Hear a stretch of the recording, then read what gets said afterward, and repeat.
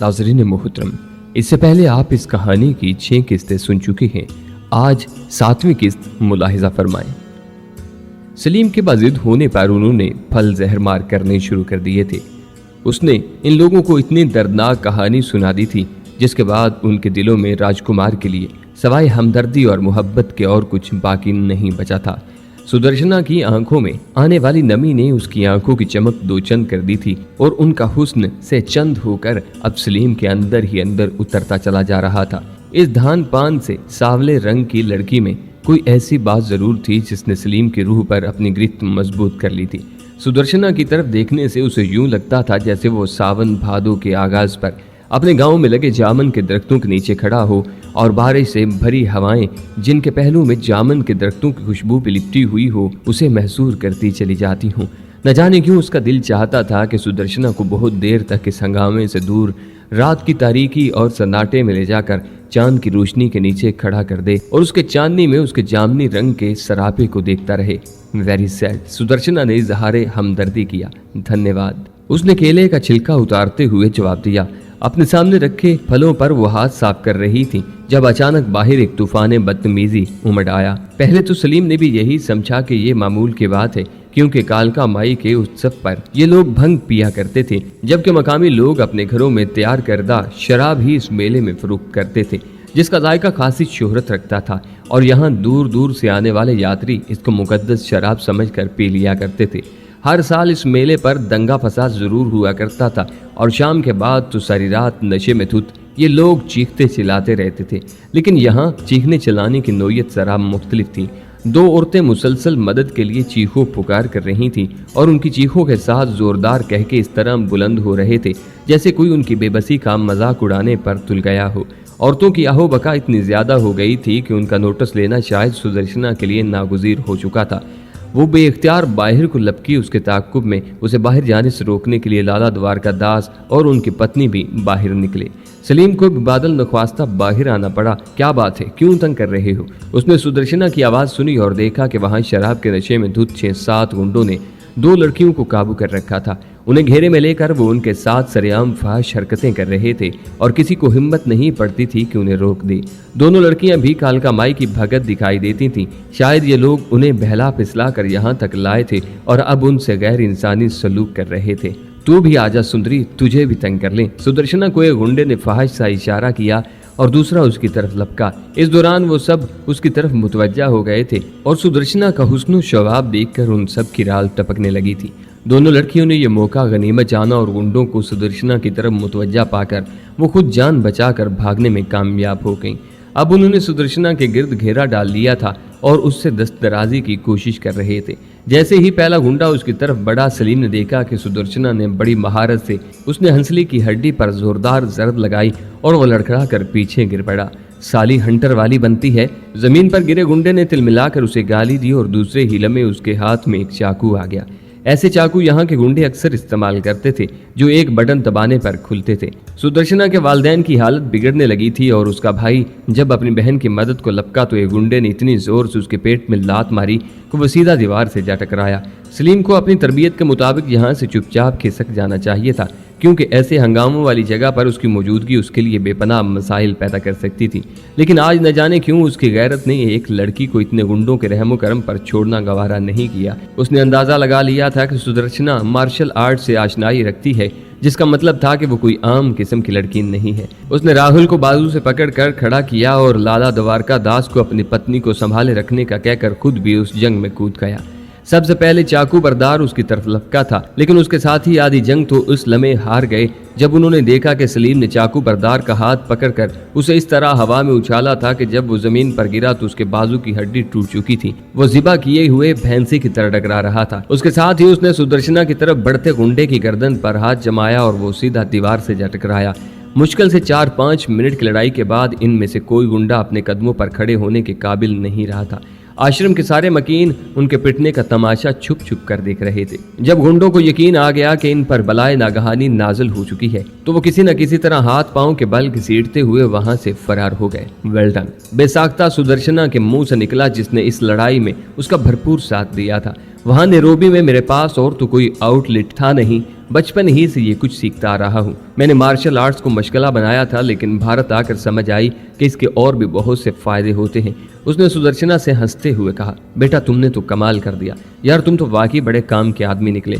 लाला द्वारका दास ने तारीफी कलमात अदा किए। महाराज तारीफ तो मिस सुदर्शना की कीजिए, जो एक औरत होने के बावजूद गुंडों से टकरा गई। मुझसे बेहतर तो मार्शल आर्ट्स वो जानती है। उसने सुदर्शना की तरफ तुसीफी नजरों से देखते हुए कहा, मैंने हाल ही में पुलिस सर्विस ज्वाइन की है, अभी जेर तरबियत हूँ, लेकिन आप यकीन मानिए कि अगर आज आप न होते तो न जाने हमारे साथ क्या क्यामत बीत जाती। सुदर्शना ने एहसान मंदी से आंखें झुकाई। बेटा तुम्हारा बहुत धन्यवाद, जानकी देवी ने कहा। Thank you sir. इस मर्तबा राहुल की बारी थी। अब सब तो मुझे शर्मिंदा करने पे तुल गए हैं। अगर मैं किसी काबिल होता तो मेरा बैग ही क्यों चोरी होता। और हाँ श्रीमती जी, मैं पुलिस वालों से बहुत डरता हूँ, खास तौर से अपने यहाँ की पुलिस से, जिसके नजदीक गधा घोड़ा एक बराबर है। इसलिए इनसे आप ही निपटिएगा। उसने पुलिस की आमद के खतरे को नजरअंदाज नहीं किया था। अरे इन सालों की ऐसी की तैसी, अगर सारा थाना सस्पेंड न करवा दिया तो रिटायर्ड डीएसपी न कहना, कोई भड़वा समझना। उल्लू के पट्टे अब यहाँ क्या करने आएंगे। लाला द्वारका दास ने ये कहते हुए अपना तारुफ भी करवा दिया था, जिससे एक मर्तबा सुसलीम के हाथों के तोते उड़ गए, लेकिन दूसरे हीले में वो संभल गया। उसने सोचा यकीनन इसमें ही कुदरत की कोई मसलहत होगी कि इसका पहला तारुफ ही इस मर्तबा एक पुलिस फैमिली से हुआ है। अगर वो इन लोगों का एतमाद हासिल कर गया तो आधी जंग जीत जाएगा, क्योंकि एक रिटायर्ड डीएसपी के घर की तरफ शक की नजरों से देखने की किसी को जुर्रत नहीं होगी। ठीक है चलेगा, उसने अपने आप से कहा। फिर लाला जी से मुखातिब हुआ, चलिए फिर तो मामला फिट बैठेगा। शायद ये लोग आपकी जुबान अच्छी तरह समझ आएं, वरना राजस्थान की पुलिस से तो यमराज भी पनाह मांगता होगा। उसकी बात अभी नामुकम्मल ही थी कि सामने की सीढ़ियों से एक इंस्पेक्टर पुलिस, जिसका पेट उसके सारे जिस्म पर हावी था, बरामद हुआ। उसके ताक़ुब में 3 सिपाही और 1 हवालदार भी ऊपर आ गए थे। तुम लोग बैठो, मैं जरा इन हरामखोरों का दिमाग दुरुस्त करता हूँ। लाला द्वारका दास इससे ये कहकर बाहर चले गए। सलीम के लिए तो यूं भी बाहर निकलने का सवाल ही पैदा नहीं होता था। लाला जी के ताक़ुब में जब उनकी साहबजादी ने भी बाहर जाना चाहा तो सलीम भी बज़ाहिर गैरत खा के उठ खड़ा हुआ, लेकिन सुदर्शना ने उसे दोबारा बैठ जाने पर मजबूर कर दिया। आप इनके मुंह क्यों लगते हैं? उसके मुखातिब करने का अंदाज ही सलीम को खा गया। जिस अपनाइयत से उसने ये बात कही थी, उसके बाद तो सलीम के लिए उसके तसव्वुर से जान छुड़ाना मुश्किल हो चुका था। कमरे के बाहर लाला द्वारका दास और उनकी साहबजादी की पुलिस वालों को डांटने की आवाजें सुनाई दे रही थीं। सलीम ने अंदाजा लगा लिया था कि इनकी सपुत्री का ताल्लुक आम पुलिस से नहीं है, जरूर वो इंटेलिजेंस सर्विस से मुतल्लिक थी। वो जानता था कि सीबीआई और रा में बड़ी तादाद में लड़कियां काम करती हैं। इनमें वो लड़कियां भी शामिल थीं जिन्हें खुसूसी तरबियत देकर मुल्क से बाहर दूसरे ममालिक में भेजा जाता था, और इन्हीं में वो लड़कियां भी मौजूद हैं जो तकरीबकारी की खुसूसी तरबियत हासिल करने के बाद पाकिस्तान में दाखिल कर दी जाती हैं, जहां कई गद्दार इनके लिए बाहें फैलाए मौजूद होते थे। सलीम कभी कभी ये सोचकर लर्ज कर रह जाता था कि गद्दारों के लिए जितनी मर्दम खेज जमीन रा को पाकिस्तान में मुयस्सर है, शायद दुनिया के किसी मुल्क में मुयस्सर नहीं थी। वो जानता था कि पाकिस्तानी अवाम तो मुल्क की बका और सालमियत के लिए किसी भी लम्हे कट मरने को तैयार रहते थे, लेकिन इसे इस तल्ख हकीकत का भी शिद्दत से इदराक था कि पाकिस्तान के ख्वास अपने मामूली और घटिया मफादात के लिए मुल्की सलामती को दाव पर लगाने के लिए हर लम्हा तैयार रहते थे। बस उम्मीद की एक किरण थी जो इसका हौसला बढ़ाए रखती थी कि अभी तक मुल्क की दिफाई अफवाज में गद्दारों की तादाद आटे में नमक के बराबर भी नहीं थी। या फिर इस मुल्क की करोड़ों सीधी सादी आवाम थी जिनका ईमान था कि उनका जीना मरना पाकिस्तान के दम से है, पाकिस्तान के लिए है, और वे जीते जी अपने मुल्क को गैरों के आगे गिरवी रखने का तसव्वुर भी नहीं कर सकते थे। सुदर्शना के गुंडों से टकरा जाने और लड़ने का अंदाज तो इस बात की चुगली खा रहा था कि वो इंटेलिजेंस की तरबियत याफ्ता है, लेकिन उसका ताल्लुक किस एजेंसी से है? वो इंटरनल इंटेलिजेंस सर्विस से मुतल्लिक है या बैरूनी सर्विस एक्सटर्नल से है? ये सवालात अभी जवाब तलब थे। एक बात जरूर थी कि अगर एक मर्तबा इन लोगों को इस बात का इत्मीनान हो जाता कि सलीम ने जो कहानी इन्हें सुनाई है वो सच है, तो वो इनका एतमाद हासिल करके अपने लिए बड़ी आसानियां पैदा कर सकता था। शायद पुलिस वालों को इन्होंने अपनी अहमियत जताकर चालू कर दिया था, क्योंकि थानेदार का लहजा बड़ा माजरत ख्वाहाना था और वो अपनी बरवक्त आमद न होने का सबब कालका माई के मेले में अपनी मसरूफियत बता रहा था, जबकि रिटायर्ड डीएसपी लाला द्वारका दास और उनकी सुपुत्री इंस्पेक्टर सुदर्शना पांडे मुसलसल उसे डांट पिलाकर उसकी खिंचाई करवाने की धमकियां दे रही थी। बड़ी मुश्किल से करीबन 10 मिनट की मिन्नत समाजत के बाद पुलिस वालों की जान छूटी थी और पुलिस इंस्पेक्टर अपने मातहतों को नलायकी की ताने और गालियां देता हुआ वहां से जा रहा था। गधे का बच्चा अपनी सफाइयां पेश कर रहा है, मैं दिल्ली पहुंच लूं, इसकी पेटी ना उतरवा दी तो मेरा नाम भी द्वारका दास नहीं। लाला जी का गुस्सा अभी ठंडा नहीं हुआ था। छोड़िए अंकल, आप किस किस की पेटी उतरवाएंगे? यहाँ तो आवे का आवा ही बिगड़ा हुआ है। मैंने तो अब इस मौजू पर सोचना भी छोड़ दिया है। सलीम ने कदरे बेतकल्फी से कहा। और क्या, भगवान जाने आपकी ये पुलिस वाली आदत कब जाएगी। सारी जिंदगी इस अपार्टमेंट में गुजारने के बाद भी आपको इल्म नहीं हुआ कि कुत्ते की दुम कभी सीधी नहीं हुआ करती, और आप बेटी को भी इधर ही झोंक दिया। जानकी देवी ने मामूल के मुताबिक लाला जी को सरजश कर दी। एक तो तुमने कसम खा रखी है कि जिस बात की समझ ना हो उसमें टांग जरूर अड़ानी है। लाला जी भी खासा गर्म थे। दोनों के दरमियान 3-4 तंजिया जुमलों का तबादला हो गया। इस सूरत हाल से सुदर्शना और राहुल के साथ साथ सलीम भी कदरे लुत्फ अंदोज हो रहा था। इससे पहले कि अल्फाज की जंग शिद्दत इख्तियार करती, अचानक सुदर्शना ने सीज फायर करवा दिया। मेरे ख्याल में इस मसले पर हम दिल्ली में काफी देर गुफ्तगू कर सकते हैं। राजकुमार जी के सामने ये कुछ करना अच्छा नहीं लगता। अगर आप इजाजत दें तो मैं मौजू बदल दूं। उसने दोनों के दरमियान रेफरी की तरह खड़े होकर कहा। अपने बाप को समझाओ। मैं तो हाँ मैं तो पागल हूँ। लाला जी ने अपनी मिसेस की बात काटते हुए कहा।